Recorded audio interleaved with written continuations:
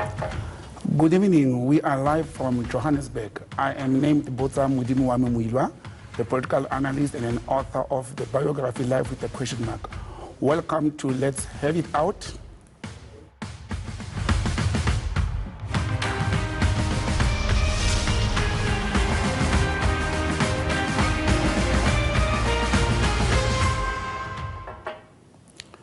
Tonight and every night here on ENCA, a variety of different newsmakers will get their chance to host this program, interview people with whom they disagree, and give you a chance as a viewer to get involved in the conversation.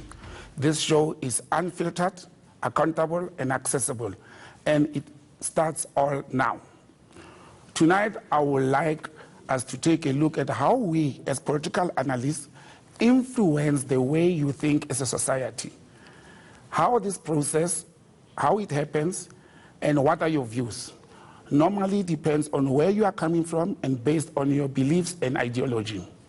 Analysis is a very useful tool for understanding the big picture.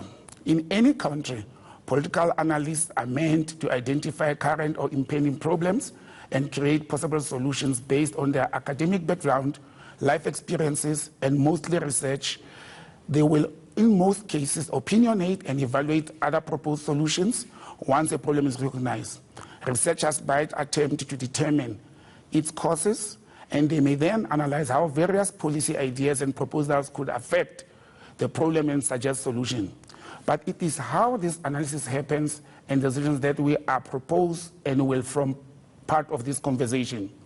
To discuss how we as political analysts and social commentators influence your thoughts as a society, my guest tonight is none other than, can you believe it, a renowned media practitioner, fellow author of a book, Frankly Speaking, and former anchor of a famous radio show, Power Perspective. Mr. JJ Tabane, welcome to the show. Thank you so much for inviting me. Before we continue, we want you to get involved as the viewers, the listeners, on social media and any other form in this conversation. And here is how you will get involved. Tweet us at ENCA using the hashtag LHIO. Call us on 011-759-6340 or send us a WhatsApp or WhatsApp video on 082-884-6370.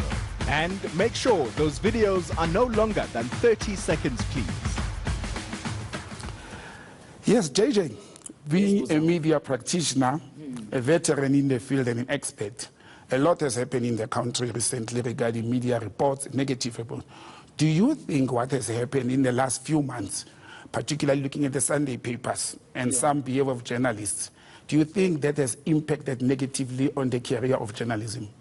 I don't think so at all, Botsang. You know, we shouldn't have short memories. We must always look at the bigger picture that says, what has the media's role been since 1994 to shape society, to try and get us all talking as a society and so on? So if you have a couple of journalists or analysts getting it wrong, that can be a criteria to paint everybody and say, oh, things are now, the wheels are now coming off. Let's isolate those incidences that give journalism or analysts a bad name and deal with those instead of taking the shortcut of just saying, oh, everybody now is falling off the tracks. I mean, if you look at the issue of the Sunday Times, for example, where, they've had to come to apologize because of some major stories, right? Against how many other stories since 1994, right, are you looking at that kind of misdemeanor, so to speak, for example? I think what we should be looking at, and you have said it correctly, the major stories, the impact that it has done to the lives of people, the careers of people.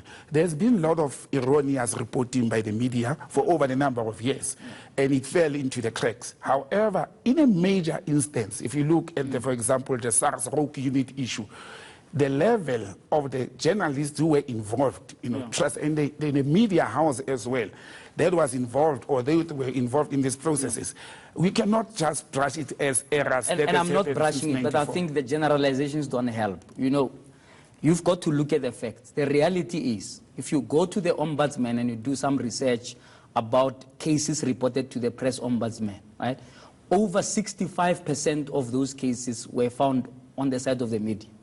Right? Okay. So in other words, the media most of the time got it right. They got it right. You need to be clear about that, because the media prints billions of words every day. They are going to get it wrong somewhere, right? The question is, if they get it wrong, one, do they acknowledge? Secondly, does it get corrected, right? Instead of taking the easy summary that just says, oh, they're all reckless all over the show, and then we pick stories that may be exciting to us because they're big stories. I think what we should look at is when genuinely an employee of a media house or a media house makes a genuine error, genuine reporting.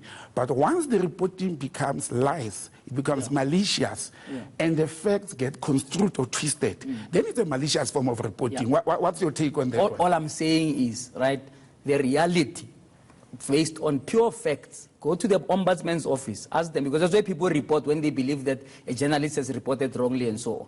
I'm saying most of the time the journalists get it right. Where they get it wrong, right, you will find fewer cases where they refuse to correct it. And you will find even fewer cases where there's an issue of what was called brown envelope journalism. The fact that you and I can remember that there was brown envelope journalism of some incident with Rasul. You remember Rasul? Yes, the Rasul case. It's because those cases are few enough for us to be able to point them out.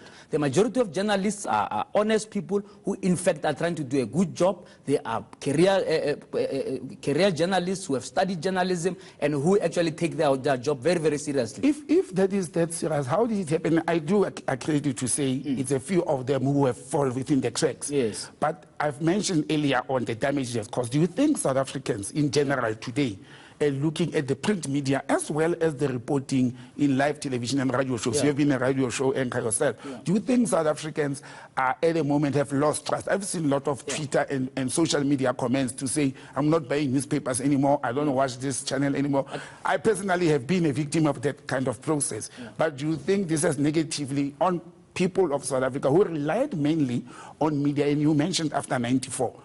And prior to 94, it's a different whole story, it's a different ball game. But do you think South Africans will still trust what newspapers, television, and radio report today? In majority, I think the majority of people who read newspapers know that they've got to take what's written there, sometimes with a bit of skepticism, sometimes with a bit of a pinch of salt. You can't just lap up everything you read. Why? Because a newspaper is a combination of reportage and analysis, right? So if I write, like I write a column for the Sunday Times, I write my opinion.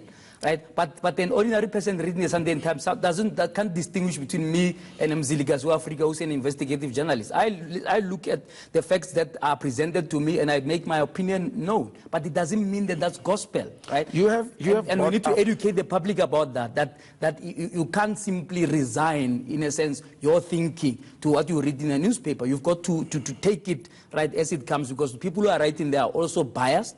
They are subjective human beings. If they weren't, those newspapers would not be interesting. I'm interested in what you have mentioned. You have brought up the Sunday Times and Mzilika Africa, very renowned journalist that I respect.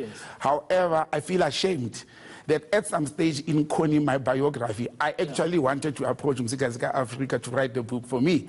And today I'm feel ashamed because he got it wrong. He got the story wrong. He got the story wrong. I actually, in the biography, refer to Mzilika Africa, his book, Nothing Left to Steal. And I feel ashamed. You know, losing that caliber of a media practitioner, especially being a black media practitioner in this country, don't you think it is harming the industry that you belong to? And on the next round, we'll come back to us as analysts and so forth. Sure. But I personally think the journalism industry has been negatively affected. Journalists are not trusted people.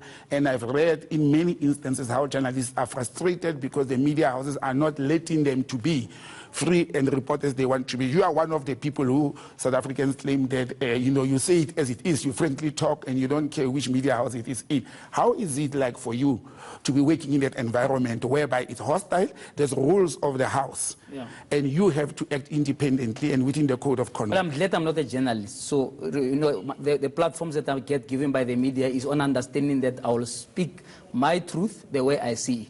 It's not always going to be pleasant. Sometimes that truth, when it's said to people who are bosses at those stations or those media houses, may end you up in the street. But that's for another day completely. Okay. The reality is you cannot just point the brush. There are thousands of journalists in this country who are doing a good job. Even the Musilikas of Africa. The reality is everyone at some point can make a mistake. Everyone at some point can get it wrong. Do you use that mistake? Let us hold it there. Yeah. We'll come Do you use back that mistake to judge them? We'll come back to it to have it out, regarding the defense of the journalist. Sure. ENCA has to pay the bills. Let's stay tuned to the viewers, and we'll be back after a break.